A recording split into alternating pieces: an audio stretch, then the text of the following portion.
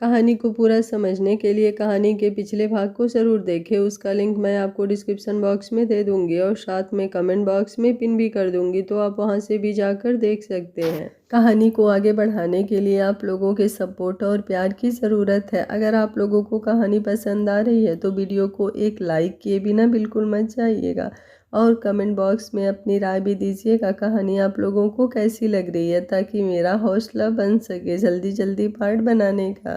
Mittal mention Sneha की बात सुनकर एक पल के लिए अंगद भी उसकी तरफ देखता रह गया। उसकी हार्ट बीट तेजी से बढ़ गई थी, लेकिन अगले ही पल वो गुस्से से बोला, फालतू की बातें मत करो। तुम मेरी दुनिया में कभी शामिल नहीं हो सकती, क्योंकि तुम मेरी दुनिया में शामिल होने के लायक ही नहीं हो। इसलिए ऐसे ख्वाब ही मत देखो जो कभी पूरे नहीं हो सकते। स्नेहा मुस्कुराई और बोली, एक दिन अगर आपके मुँह से ये नहीं कहलवा दिया कि मैं आपकी दुनिया में शामिल होने के लायक क्या मैं ही आपकी दुनिया हूँ, तो मैं भी कुछ नहीं।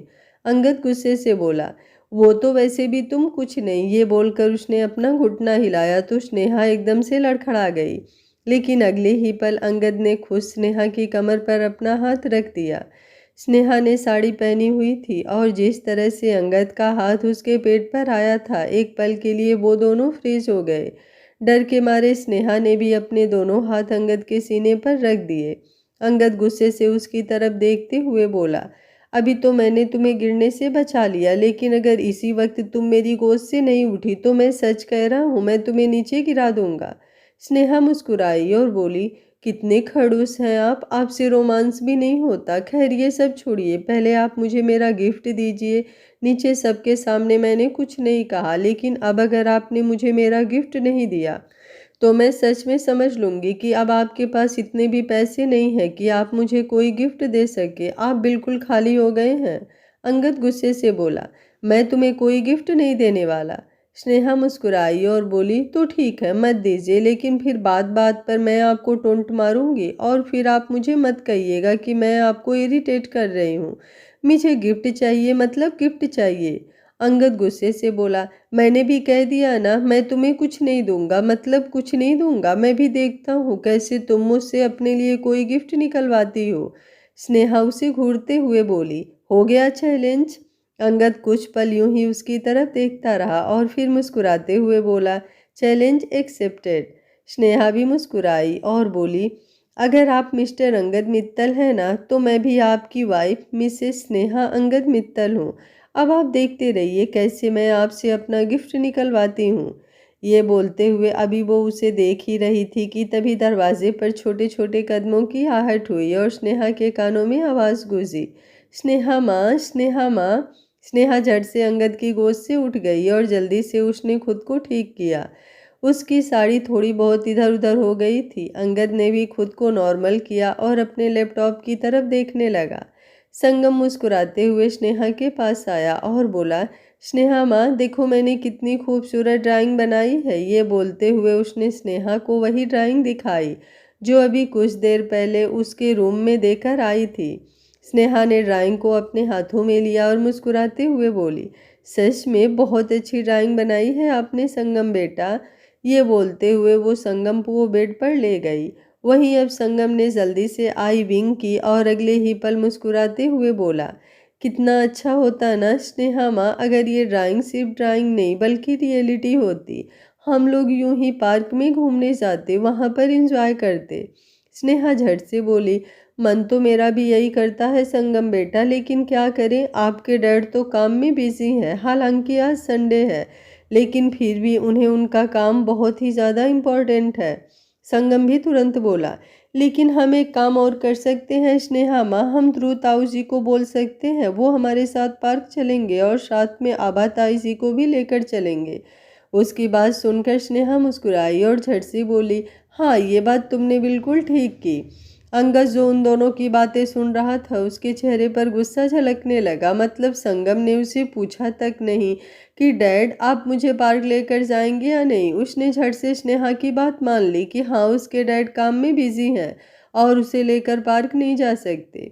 वो गुस्से से उन दोनों की तरफ देख रहा था। स्नेहा मुस्कुराई और बोली, आप एक काम कीजिए, आप जाकर अपने ताऊ जी को बोलिए कि हम लोगों को लेकर वो पार्क चलें, तब तक तैयार होकर मैं नीचे आती हूँ। संगम मुस्कुराया और बोला, ओके स्नेहा माँ, मैं चलता हूँ। ये बोलकर वो झट से बेड से नीचे उतरा और बाहर की तरफ भाग गया। स्नेहा ने एक नज़र अंगद की तरफ देखा, जो उसकी तरफ ही गुस्से से देख रहा था, लेकिन स्नेहा ने कुछ रिएक्ट नहीं किया और फिर जाकर आईने के सामने खड़ी हो गई। उसने बड़ी ही अदा से अपनी साड़ी को ठीक किया, जानबूझकर अपनी उंगलियों को अपने पेट पर हल्का सा चलाया और फिर अपने होठों पर हल्की हल्की लिपस्टिक लगाकर रूम से बाहर चली गई।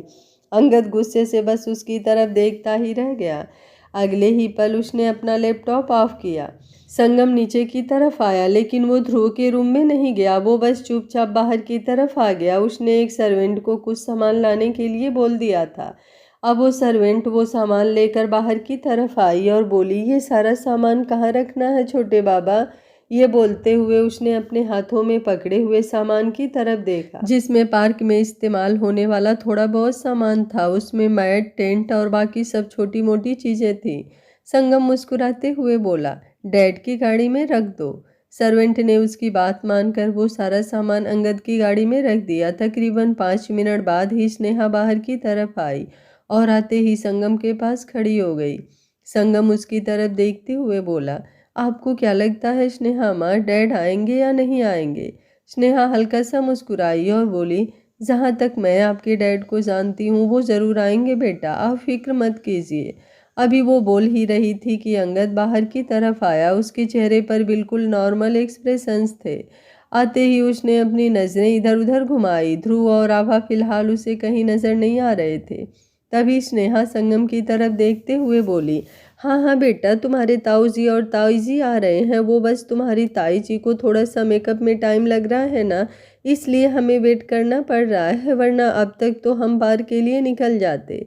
उसकी बात सुनकर अंगद को समझ में आया कि ध्रुव और आभा उसे कहीं नज़र क्यों नहीं आ रहे हैं। वो आगे की तरफ आया और संगम की तरफ देखते हुए बोला, संगम, मैं पार्क जा रहा हूँ थोड़ा टहलने के लिए, तुम मेरे साथ चलोगे क्या? संगम उसकी बात सुनकर मुस्कुराया। उसने झट से स्नेहा की तरफ देखा।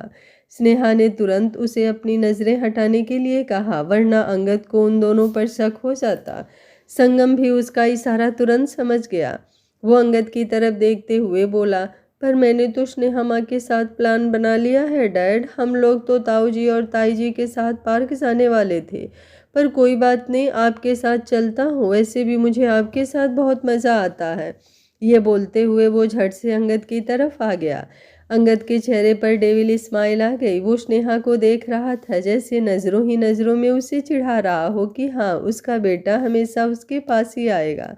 वहीं स्नेहा थोड़ी मायूसी से बोली, क्या तुम मेरे साथ नहीं चलोगे संगम बेटा? मुझे तो लग रहा था कि तुम मेरे साथ पार्क चलोगे, लेकिन कोई बात नहीं, अगर तुम मेरे साथ नहीं जाना चाहते तो इट्स ओके। अभी वो बोल ही रही थी कि संगम तुरंत अंगद की तरफ देखते हुए बोला, डैड, क्या हम स्नेहा माँ को भी अपने साथ ले जा सकते हैं? प्लीज़ मना मत कीजिएगा, मेरा उनके साथ पार्क जाने का बहुत मन है। उसकी बात सुनते हुए अंगद स्नेहा की तरफ देख रहा था। वो एटीट्यूड के साथ बोला, मैंने किसी को मना तो नहीं किया, अगर कोई हमारे साथ चलना चाहता है तो आ सकता है। ये बोलकर वो गाड़ी की तरफ बढ़ गया। स्नेहा के चेहरे पर मुस्कुराहट तैर गई। वो जल्दी से बोली, कितने मासूम हैं आप इनोकोंडा जी उर्फ अंगद बाबू। मुझे नहीं पता आप मुझे कब समझेंगे भी या नहीं, लेकिन मैं आपको बहुत अच्छी तरह से समझ गई हूँ। ये बोलकर वो मुस्कुराई और झट से अंगद के पीछे पीछे आ गई। संगम गाड़ी में पीछे की तरफ बैठा था। जैसे ही स्नेहा ने गाड़ी का दरवाज़ा खोला, वो तुरंत बोला, मुझे लेट कर जाना है स्नेहा माँ, प्लीज़ आप आगे बैठ जाइए ना। स्नेहा उसकी बात बहुत अच्छी तरह से समझ रही थी। कभी कभी तो उसे हैरानी होती थी कि संगम का इतना दिमाग कैसे चलता है, लेकिन फिलहाल उसने कुछ नहीं कहा और चुपचाप फ्रंट सीट पर बैठ गई। अंगद ने गुस्से से उसे देखा। स्नेहा झट से बोली, अब मैं संगम को अपनी गोद में बिठाऊंगी या फिर उसे अपनी गोद में लेटाऊंगी तो आप कहेंगे कि मैं आपके बेटे को मक्खन लगा रही हूँ, आपको और उसको दूर करने की साजिश रच रही हूँ। इसलिए मैंने सोचा चलिए आगे बैठ जाती हूँ। अंगद मुंह बनाते हुए बोला, ज़्यादा ड्रामा मत करो, अपनी जुबान बंद रखो, वरना गाड़ी में बिठाया है तो गाड़ी से बाहर भी निकाल सकता हूँ। स्नेहा मुस्कुराई और बोली, बेहतर होगा अगर आप गाड़ी स्टार्ट करें, वरना अभी भी ध्रुव जेठ जी और आभा भाभी का ऑप्शन है मेरे पास। कहीं ऐसा ना हो इस बार मैं संगम को भी अपने साथ ले जाऊं। उसकी बात सुनकर अंगद कुछ बोल ही नहीं पाया। उसने तुरंत गाड़ी स्टार्ट की और स्नेहा के चेहरे पर एक बार फिर से मुस्कुराहट आ गई। उसने अपना चेहरा दूसरी तरफ घुमा लिया था, लेकिन अंगद साइड मिरर से उसे देख रहा था। स्नेहा के चेहरे पर वो मुस्कुराहट बेहद दिलकश लग रही थी। अंगद के चेहरे पर भी ना चाहते हुए एक हल्की सी मुस्कान आ गई, लेकिन अगले ही पल उसने खुद को संभाल लिया और गाड़ी मित्तल मेंशन से बाहर निकल गई। कुछ देर बाद अंगद की गाड़ी पार्क के बाहर पहुंची और वे तीनों गाड़ी से बाहर निकलने लगे। जैसे ही अंगद संगम को लेकर आगे की तरफ बढ़ने लगा, संगम झट से बोला, डैड गाड़ी से सामान तो निकाल लीजिए। अंगद हैरान हुआ कि संगम उसे कौन सा सामान निकालने के लिए बोल रहा है। स्नेहा खुद हैरान थी कि संगम अंगद को कौन सा सामान गाड़ी में से निकालने के लिए बोल रहा है।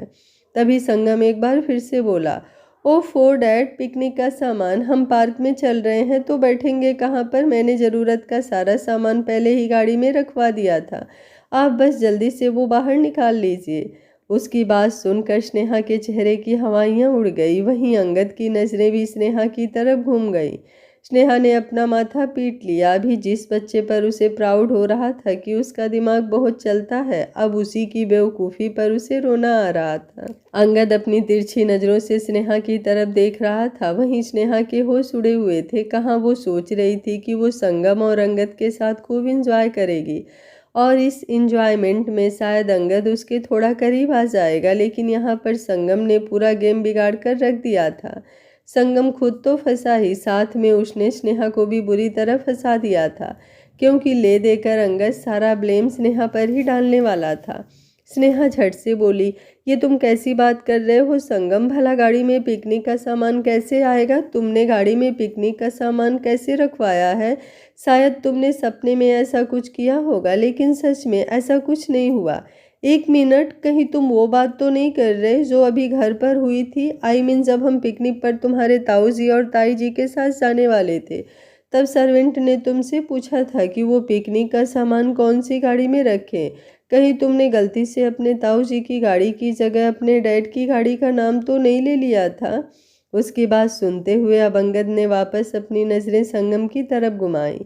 संगम खुद कंफ्यूज नज़र आ रहा था। ऐसा कुछ नहीं हुआ था, लेकिन अब जब उसे पूरा मुद्दा समझ आया तो उसकी आंखें एकदम से बड़ी हो गई। वहीं अंगद की नज़रें एक बार फिर से स्नेहा पर गहरी हो गई। संगम जल्दी से बोला, हाँ हाँ, मैं इसी बारे में बात कर रहा हूँ। एक्चुअली मुझे सर्वेंट से बोलना था कि वो ताऊ जी की गाड़ी में सामान रखे, लेकिन मैंने गलती से डैड की गाड़ी में रखने को बोल दिया था। पर अच्छा ही हुआ ना, क्योंकि हम पार्क तो डैड के साथ ही आए हैं। संगम की बातें सुनते हुए अंगद को दाल में सिर्फ काला नहीं बल्कि पूरी दाल ही खाली नजर आ रही थी, जिसे अब साफ करने की पूरी कोशिश की जा रही थी। लेकिन अंगद सब कुछ बहुत अच्छी तरह से समझ चुका था। वो स्नेहा की तरफ देखते हुए बोला, मुझे ऐसा क्यों लग रहा है जैसे तुम दोनों मुझसे कुछ छुपाने की कोशिश कर रहे हो? स्नेहा झट से बोली, हमारे पास कौन सा कोहिनूर का हीरा है जी जो हम आपसे छुपाने की कोशिश करेंगे और फिर उसे मार्केट में ले जाकर बेच देंगे? ऐसा कुछ नहीं है अंगद जी, और हम कोई आपके बिजनेस पार्टनर्स नहीं है जो आपको धोखा देंगी, या फिर आपके एम्प्लॉयज़ भी नहीं हैं जो आपका कुछ चुरा कर ले जाएंगे। इसलिए हमें शक भरी नज़रों से देखना बंद कीजिए। अंगद उसकी बातें सुनते हुए हल्का सा मुस्कुराया और फिर संगम की तरफ देखते हुए बोला, तुम्हें सामने वो बैलून वाला दिखाई नहीं दे रहा क्या? संगम बेटा, जाओ ना, जाकर उससे बैलून लो, मैं पेमेंट के लिए अभी आता हूँ। उसकी बात सुनकर संगम ने सामने की तरफ देखा, जहाँ पर सच में एक बैलून माला खड़ा था। वो झट से उसके पास भाग गया। स्नेहा तुरंत बोली, बच्चों को ऐसे अकेले भेजते हैं क्या? मैं जाती हूँ इसके पीछे। वो बोलकर वो जैसे ही संगम के पीछे जाने लगी, अंगद ने तुरंत उसका हाथ पकड़कर उसे रोक लिया। उसने उसे हल्का सा खींचा, लेकिन स्नेहा का पैर लड़खड़ा गया और वो सीधा अंगद के सीने पर आ गिरी। अंगद ने तुरंत उसकी कमर पर अपना हाथ रख दिया था।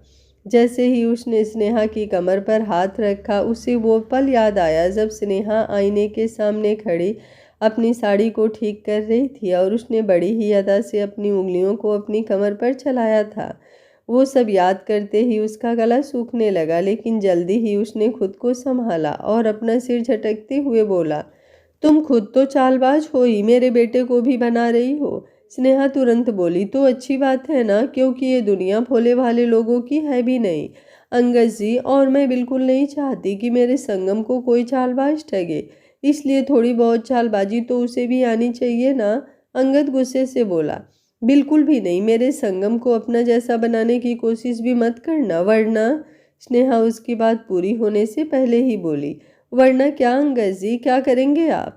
अंगद उसका सवाल सुनकर उसकी तरफ देखता ही रह गया। स्नेहा के चेहरे पर हल्का सा भी डर नजर नहीं आ रहा था। वो गुस्से से बोला, तुम्हें डर नहीं लगता क्या कि तुम किसी से पंगा ले रही हो? स्नेहा मुस्कुराते हुए बोली, मैं एक बाप से लड़ रही हूँ उसके बच्चे के लिए, लेकिन अंगद जी शायद आप ये भूल रहे हैं कि वो बच्चा मेरा भी है।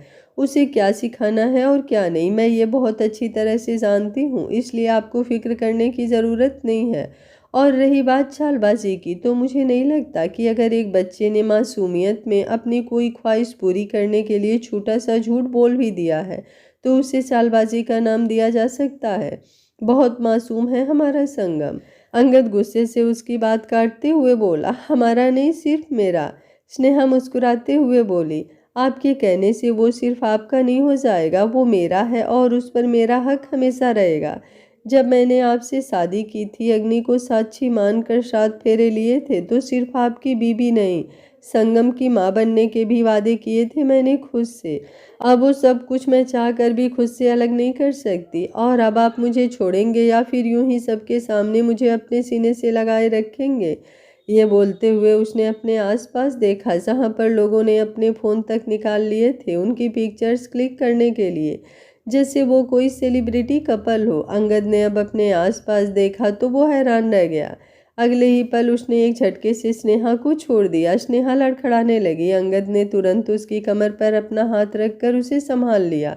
अंगद गुस्से से बोला, ये बार बार गिर क्यों जाती हो तुम, बड़ी ही गिरी हुई चीज हो।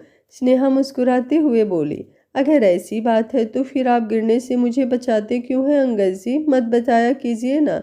गिरती हूँ तो गिरने दीजिए, वैसे भी मेरे दर्द से कहाँ आपको कोई फर्क पड़ता है। अंगद व्यंग से मुस्कुराया और बोला, ये बात तो तुमने बिल्कुल सही कही, ना मुझे तुमसे फर्क पड़ता है और ना ही तुम्हारे दर्द से। ये बोलते हुए अब उसके एक्सप्रेशंस थोड़े सख्त हो गए थे। स्नेहा मुस्कुराई और बोली, अच्छा ठीक है, चलो मान लिया। अब आप मुझे ये बताइए कि आप मुझे छोड़ेंगे या फिर संगम जब तक अपने बच्चों को बैलून्स दिलाने वाला नहीं हो जाता तब तक आप मुझे यूं ही पकड़े रखेंगे? उसकी बात सुनकर अंगद चौंक गया। उसने झट से संगम की तरफ देखा जो वहां बैलून्स वाले के पास खड़ा अंगद का इंतजार कर रहा था। वो मुंह बनाते हुए बोला, तुम कुछ ज्यादा ही बकबक नहीं करती? तुम्हारा नाम स्नेहा नहीं मिस बकबक होना चाहिए था। ये बोलकर उसने एक बार फिर से स्नेहा को छोड़ा, लेकिन इस बार स्नेहा लड़खड़ाई नहीं। उसने खुद को संभाल भी रखा था और अंगद ने भी उससे ज़्यादा जोर से नहीं छोड़ा था, बिल्कुल नॉर्मली ही छोड़ा था ताकि वो गिरे ना। अब अंगद जल्दी से संगम की तरफ चला गया। स्नेहा उसकी इस हरकत पर मुस्कुराई और बोली, और जिस तरह से आप गुस्सा करते हैं ना, उस हिसाब से आपका नाम भी एनोकोंडा होना चाहिए था अंगद जी। ये बोलकर अब एक बार फिर से वो हंसने लगी।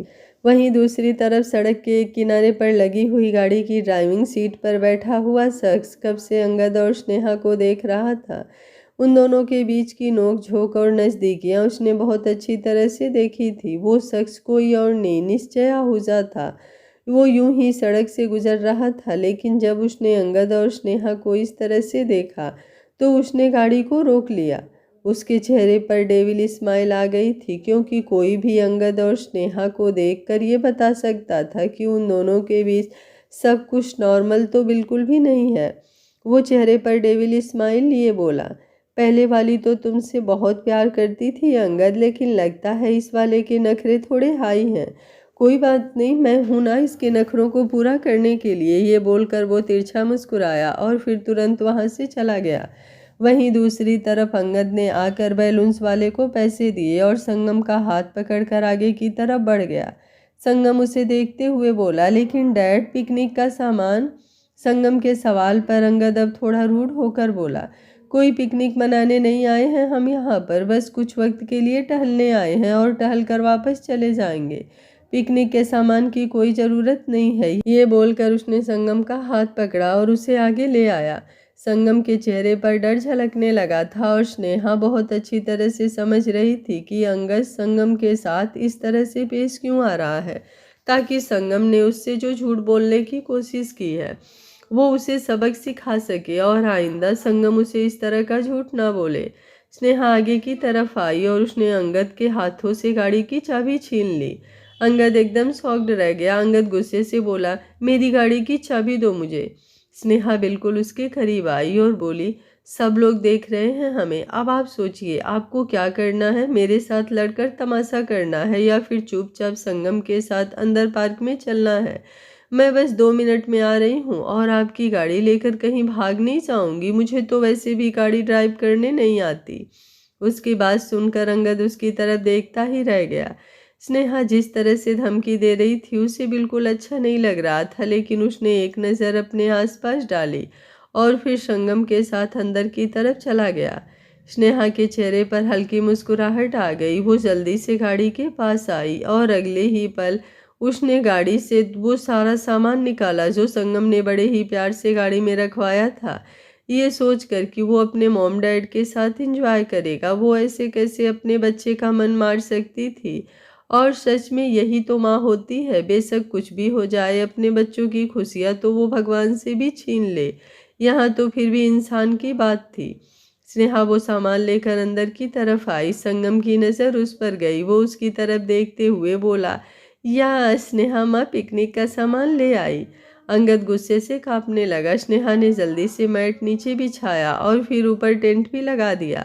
हालांकि वो टेंट लगाना उसके लिए थोड़ा मुश्किल था, लेकिन फिर भी उसने अंगद से हेल्प नहीं मांगी। अब उसने फ्रूट बकेट साइड में रखी जिसमें फ्रूट के अलावा और भी खाने पीने का सामान था।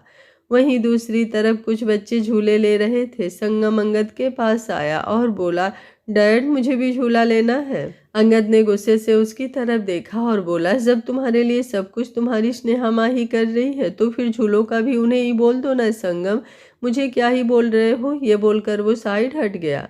वहीं दूसरी तरफ जो बच्चे झूल रहे थे वो झूले ऊपर पोल से लटके हुए थे। उन पर बड़े बड़े नट भी लगे हुए थे, लेकिन अचानक ही एक नट नीचे की तरफ गिर गया, पर किसी का भी उस नट पर ध्यान नहीं गया।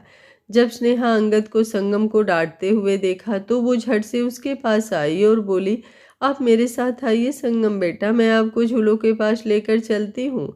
ये बोलकर उसने संगम का हाथ पकड़ा और उसे झूलों की तरफ लेकर चली गई। अंगद गुस्से से स्नेहा की तरफ देख रहा था।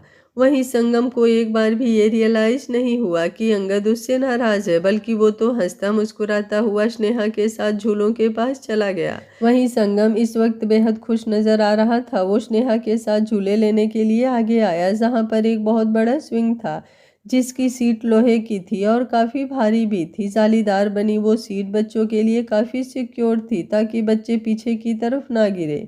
लेकिन अभी थोड़ी देर पहले ही एक नट गिरा था और किसी का उस पर ध्यान भी नहीं गया था। अब संगम स्नेहा के साथ उस झूले पर आया था। स्नेहा ने मुस्कुराते हुए संगम को उस झूले पर बिठाया और फिर उसे झुलाने लगी। दूर खड़ा अंगद चेहरे पर गुस्सा लिए उन दोनों को देख रहा था। तभी उसकी पॉकेट में रखा उसका फ़ोन बजा। उसने अपना फ़ोन निकाला जहां पर उसके असिस्टेंट का कॉल था। उसने कॉल रिसीव किया और अपने असिस्टेंट से बात करने लगा। संगम स्नेहा की तरफ देखते हुए बोला, पहले मैं झूले लूँगा स्नेहा माँ, उसके बाद आप झूले पर बैठना, मैं भी आपको ज़ोर ज़ोर से झूले दूंगा।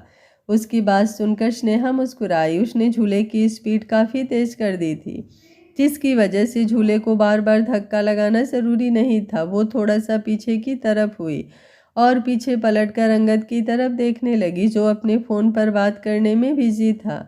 वो मुंह बनाते हुए बोली, एक तो ये खड़ूस इतने हैं और ऊपर से बिजी तो और भी ज़्यादा। यूँ नहीं कि अब हम दोनों के साथ पार्क में आए हैं तो हम दोनों के साथ थोड़ा टाइम स्पेंड करें।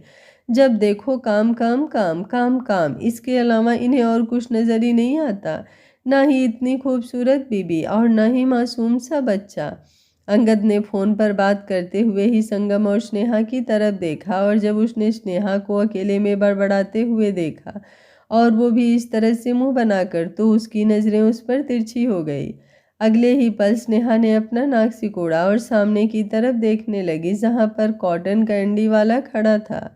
स्नेहा को संगम के लिए कॉटन कैंडी लेनी थी, इसलिए वो संगम की तरफ देखते हुए बोली, मैं अभी आती हूँ, तुम झूले से नीचे मत उतरना।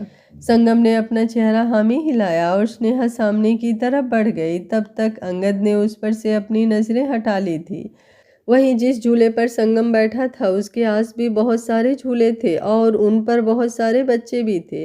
बच्चों के साथ साथ उनके पेरेंट्स और बाकी कुछ लोग भी खड़े थे। स्नेहा कॉटन कैंडी लेने तो आ गई थी, लेकिन उसके पास पैसे नहीं थे। वो मुंह बनाते हुए बोली, मैं कॉटन कैंडी तो लेने आ गई, लेकिन मेरे पास पैसे तो है ही नहीं। अब क्या करूं? एक काम करती हूँ, एनाकोंडा से जाकर लेती हूँ। ये बोलकर उसने वापस पलटकर अंगद की तरफ देखा, जो अभी भी अपने फ़ोन पर बात कर रहा था। अगले ही पल वो अंगद के पास आई और आकर उसके सामने खड़ी हो गई। अंगद ने जैसे ही उसे देखा वो हैरान रह गया। वो गुस्से से बोला, तुम यहाँ क्या कर रही हो और संगम कहाँ है? स्नेहा मुस्कुराते हुए बोली, संगम झूले पर है।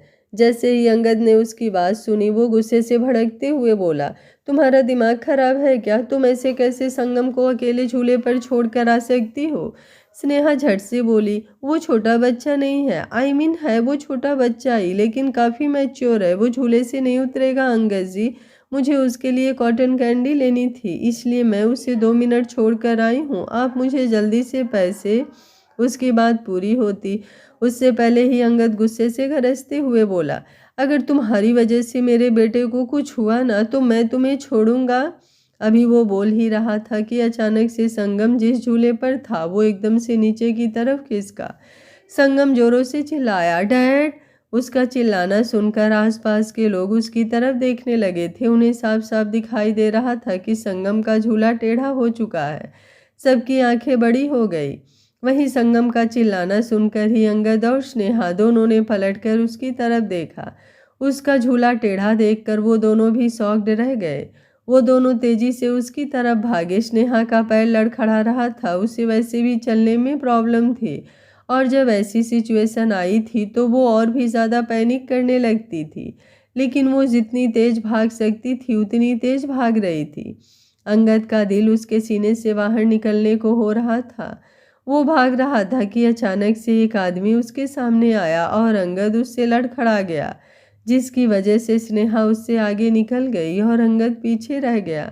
संगम का झूला थोड़ा सा और नीचे खिसका तो वो एक बार फिर से जोरों से चिल्लाया, स्नेहा माँ प्लीज़ बचाओ, स्नेहा माँ मुझे डर लग रहा है। झूले के आसपास खड़े लोग चुपचाप संगम को और उसके झूले को नीचे गिरते हुए देख रहे थे, लेकिन कोई भी आगे की तरफ नहीं आ रहा था, क्योंकि किसी भी वक्त वो झूला पूरी तरह से नीचे गिर सकता था। जैसे ही वो झूला पूरी तरह से नीचे गिरने को हुआ, उसी वक्त स्नेहा वहां पर पहुंची। उसने संगम को झट से उस झूले से उठाया और गोल घूम गई। उसने संगम को कसकर अपनी बाहों में जकड़ लिया था, लेकिन जैसे ही उसने संगम को उस झूले से उठाया, अगले ही पल वो झूला पूरी तरह से नीचे गिरा। स्नेहा संगम को लेकर आगे की तरफ बढ़ रही थी, लेकिन वो आगे होती उससे पहले ही वो झूला सीधा उसके ऊपर गिरा। स्नेहा का पैर लड़खड़ाया और वो सीधा नीचे जमीन पर गिरी। उसने संगम को कसकर अपनी बाहों में जकड़ रखा था, इसलिए संगम को तो चोट नहीं लगी, पर स्नेहा के पैर पर वो झूला गिरा और स्नेहा की जोरों से चीख निकल गई। वो दर्द से तड़प उठी थी। लोहे का वो झूला बेहद भारी भी था और बेहद सख्त भी, और स्नेहा के पैर पहले ही बचपन में लगी चोट की वजह से हमेशा दर्द में रहता था। उसकी आंखों से आंसू बह गए, लेकिन अब उसे अपनी परवाह नहीं थी। वो संगम की तरफ देखते हुए बोली, अब आप ठीक तो हो ना संगम बेटा? संगम इस वक्त हद से ज़्यादा डरा हुआ था। वो पूरी तरह से स्नेहा के सीने में सिमट गया। अंगद का दिल थक सा रह गया। सिर्फ वही जानता था कि जब उसने उस झूले को नीचे गिरते हुए देखा तो उसे कैसा महसूस हुआ। एक पल के लिए तो उसे ऐसा लगा जैसे उसने संगम को खो दिया, लेकिन अब वो गहरी गहरी सांसें लेते हुए संगम की तरफ देख रहा था। वो झट से उन दोनों के करीब आया और अगले ही पल उसने संगम को स्नेहा की बाहों से खींच लिया। स्नेहा अपनी जगह से उठ भी नहीं पा रही थी क्योंकि उसका पैर उस झूले के नीचे दबा हुआ था जिसे हटाना उसके बस की बात नहीं थी। पर अंगद का पूरा ध्यान संगम पर था। वो संगम को अपने सीने से लगाए उसे बारी बारी से चूम रहा था। उसने उसे कसकर अपनी बाहों में जकड़ लिया था। स्नेहा रोते हुए उन दोनों की तरफ देख रही थी। उसे बेइंतहा दर्द हो रहा था लेकिन वो कुछ बोल नहीं पा रही थी। अगर आज संगम को कुछ हो जाता तो वो कभी खुद को माफ़ नहीं कर पाती। वहीं संगम रोते हुए बोला, डैड मुझे बहुत डर लग रहा है। अंगद उसे शांत कराते हुए बोला, कुछ कुछ नहीं होगा तुम्हें। तुम तो अपने डैड के लिटिल चैम्प हो ना, तुम्हें कुछ नहीं हो सकता। मैं हूं ना तुम्हारे साथ। ये बोलते हुए अंगद की सांसें अभी तक फूल रही थी।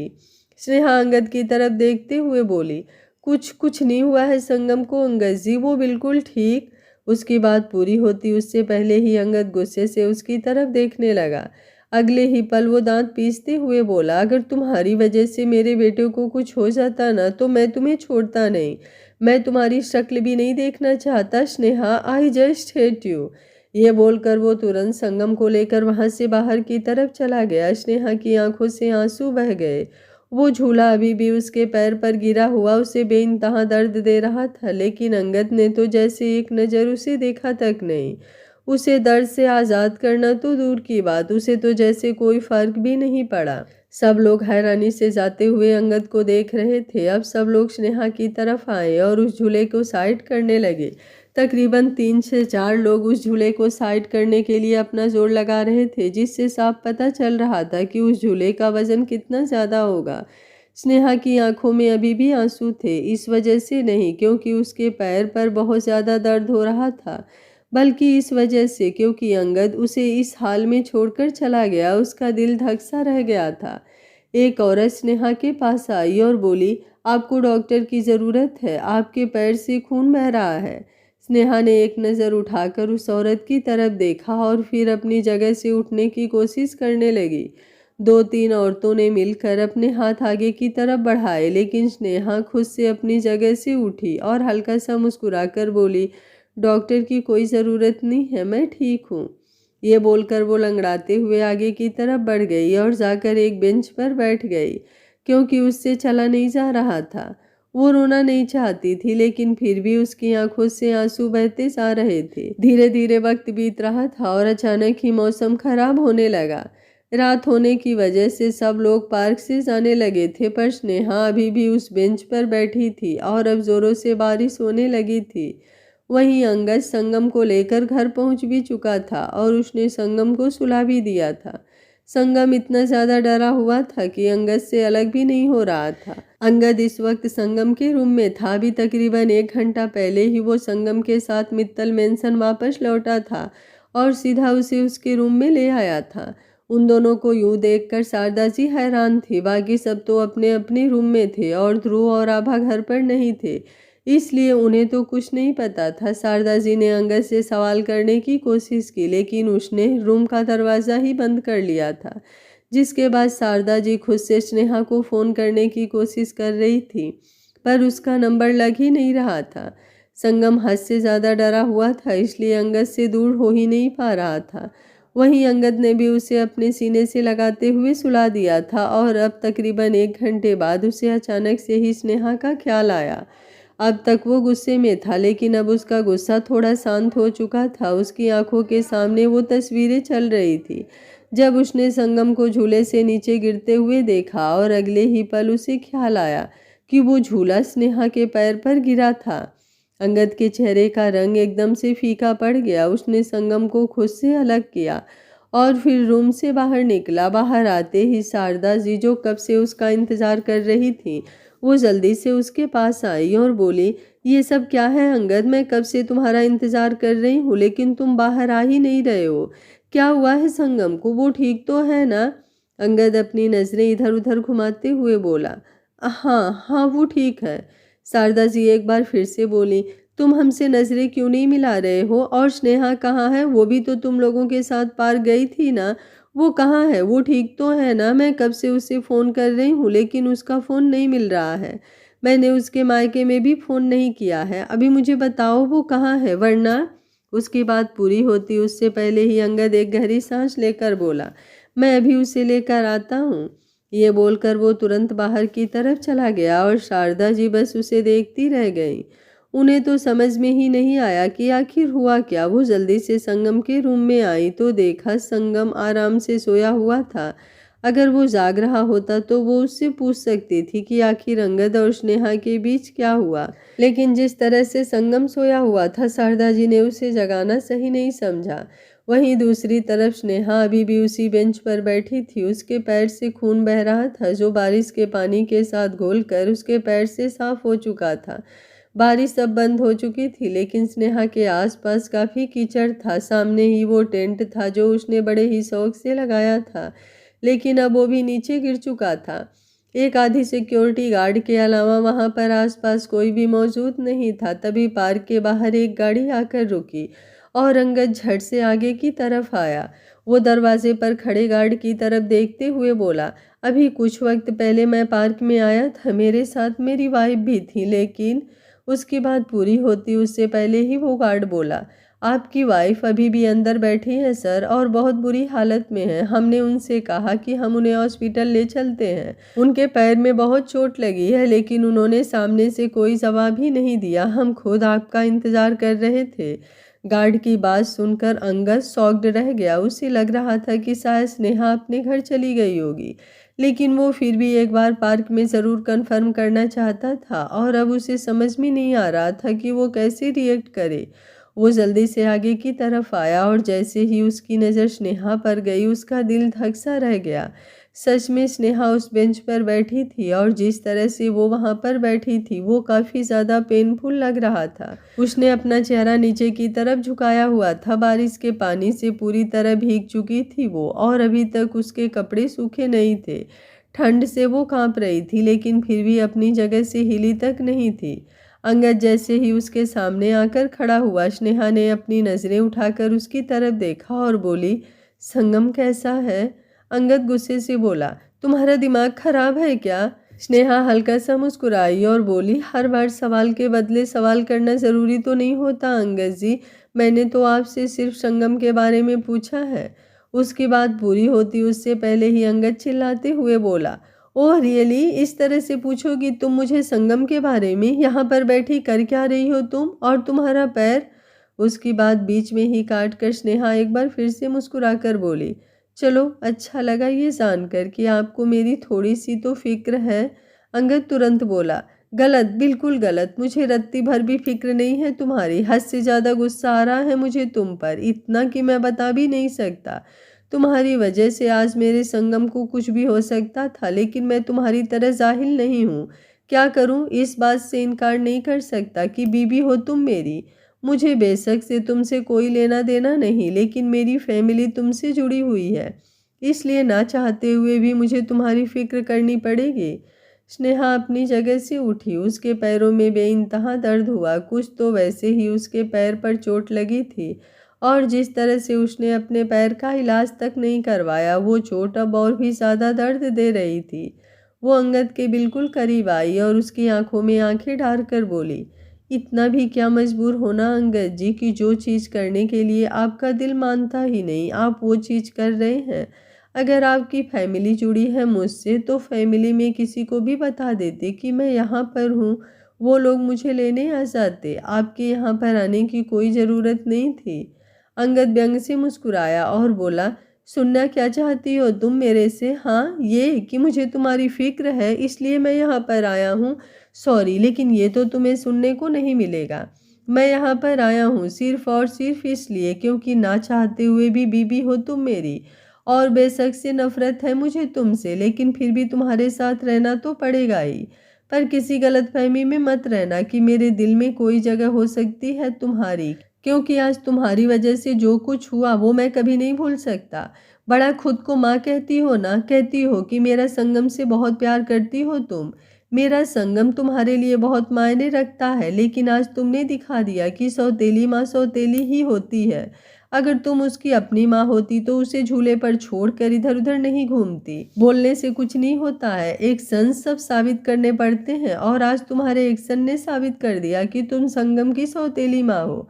उसकी बात सुनते हुए स्नेहा का दिल एकदम धक सा रह गया। हाँ, उससे गलती हुई, उसे नहीं छोड़ना चाहिए था संगम को अकेला। लेकिन उसे क्या पता था कि ऐसा कोई हादसा हो जाएगा। अगर उसे पता होता तो वो कभी अपने संगम को ऐसे खतरे में नहीं डालती।